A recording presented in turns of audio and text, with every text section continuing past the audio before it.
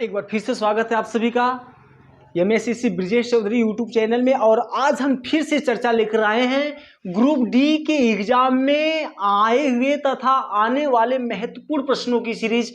और इस बार जैसा कि आप लोग एकदम पेपर यदि देखेंगे तो पेपर में आपके टोटल जो साइंस के क्वेश्चन है वो आपका NCERT, चाहे वो आपका कक्षा 8 का हो, चाहे 9 का हो, चाहे 10 का हो, चाहे 7 का हो, ये आपके इन कक्षाओं के एनसीईआरटी के बुक से क्वेश्चन आपका पुटअप कर रहा है।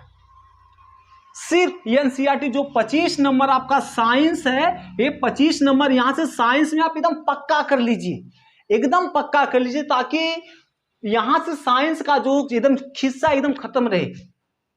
ठीक है, आइए तो हम सबसे पहले चर्चा करते हैं। देखिए आज के जो शब्द हैं हमारे, रहूं उदास तो कोई परवाह नहीं, मुस्कुराता हूं तो लोग वजह पूछते हैं।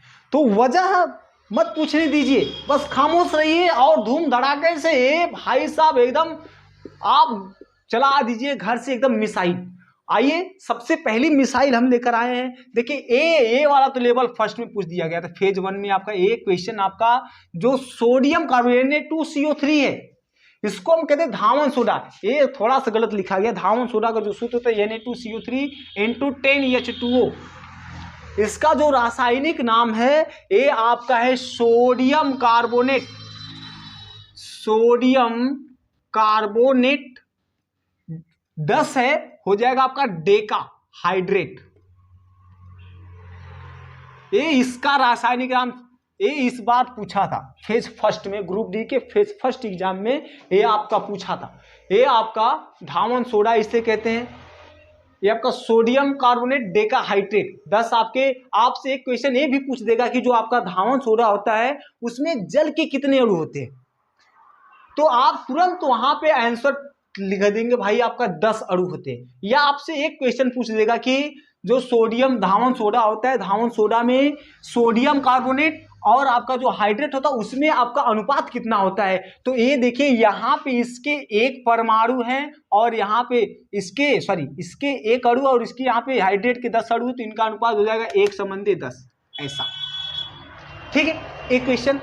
दूसरा क्वेश्चन आपका है NaHCO3 सोडियम बाइकार्बोनेट, ये आपका होता है बेकिंग सोडा, खाने वाला सोडा। ये आपका इसका रासायनिक नाम हो जाएगा सोडियम बाइकार्बोनेट।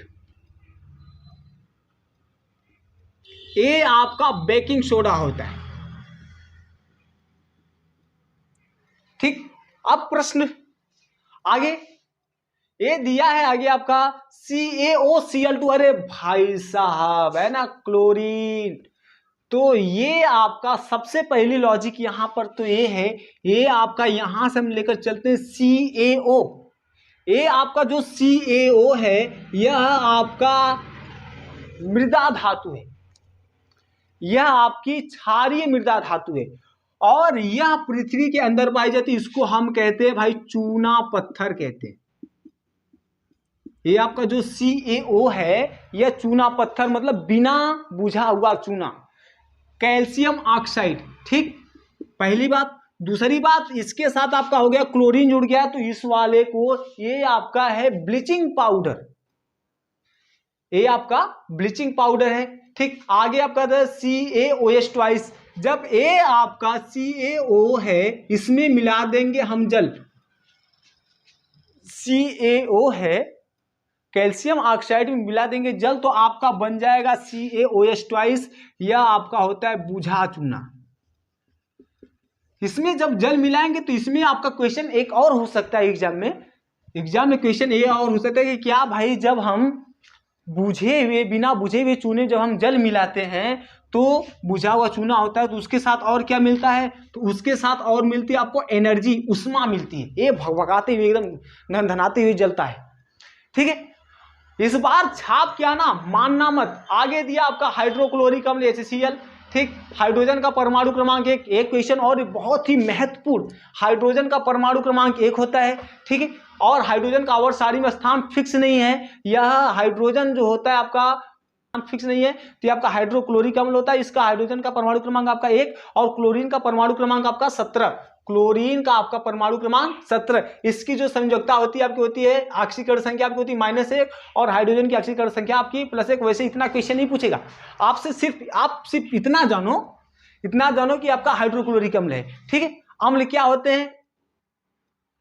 जो जल में घुलकर हाइड्रोजन आयन देते हैं उसे कहते हैं भाई अम्ल कहते हैं। अब यह दिया भाई साहब, ये देखो H2SO4 आपका सल्फ्यूरिक अम्ल है और HNO3 ये आपका नाइट्रिक अम्ल है। इन दोनों को जब मिला देंगे तो भाई ये आपका अम्लीय वर्षा, ये आपका इसी कारण आपकी अम्लीय वर्षा होती है। ठीक है, एकदम सीधी लॉजिक है। H2SO4 आपका क्या भाई, आपका H2SO4 को हम कहते हैं सल्फ्यूरिक अम्ल और HNO3 आपका नाइट्रिक अम्ल। एकदम फार्मूला एकदम याद कर लीजिए, कुछ भी दे सकता है आपको, NCERT सिर्फ और सिर्फ NCERT आपसे दे रहा है। ठीक है, चलिए ताबड़तोड़ ये आपकी सीरीज खत्म हुई। अब आगे दे रखा भाई साहब कैल्शियम सल्फेट CaSO4, इसका जो रासायनिक नाम है आपका, जो इसका जो नाम है कैल्शियम सल्फेट है। आगे दिया है ZnSO4, ये आपका दिया है जिंक सल्फेट। ठीक, ये आपका जिंक सल्फेट। जब इसमें हम कॉपर मिलाते हैं तो इस कॉपर पर सल्फेट की परत चढ़ जाती है। आगे दिया आपका MgOH मैग्नीशियम हाइड्रोक्साइड, इसका रासायनिक नाम आपका मैग्नीशियम हाइड्रोक्साइड। एकदम एक नजर में एकदम छापते हुए चलिए। और ए वाले भाई साहब, इस वाले भाई साहब को तो हम कहते हैं प्लास्टर ऑफ पेरिस।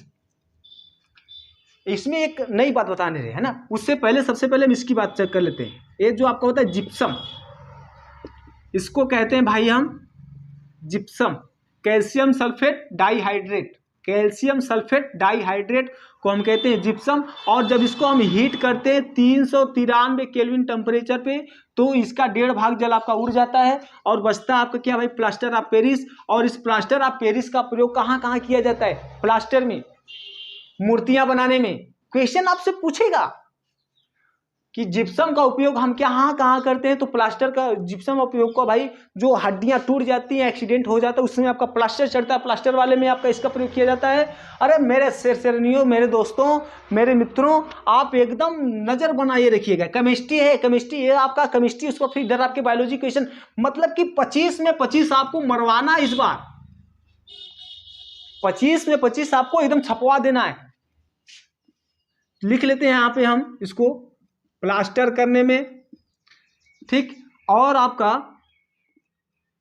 मूर्तियां बनाने में। एकदम एक नजर में इसको देख लीजिए। ठीक, और आगे दिया आपके आनुवंशिकता के जनक। आनुवंशिकता के जनक आपके भाई ग्रेगर जॉन मेंडल होते हैं, मेंडल, ग्रेगर जॉन मेंडल। और प्रश्न ये उठता है कि मेंडल भाई साहब ने किस पौधे पे, किस पे उन्होंने अपना प्रयोग किया था? तो मटर का पौधा था। ठीक है, तो ऐसे आपके सारे प्रश्न हैं। चलिए तो एक बार फिर से इसको रिवाइज करवा दें। नहीं, रिवाइज नहीं करवाएंगे। ठीक है, आप लोग वीडियो बैक करके देख लीजिएगा। एकदम सबसे महत्वपूर्ण प्रश्न, एकदम सबसे लल्लन टॉप NCERT के क्वेश्चंस हैं। तो अभी तक चैनल को सब्सक्राइब नहीं किया तो सबसे पहले चैनल को सब्सक्राइब कर लीजिएगा और बेल आइकन दबा दीजिए ताकि आगे आने वाली वीडियोस की नोटिफिकेशन आपको सबसे पहले मिले। ठीक।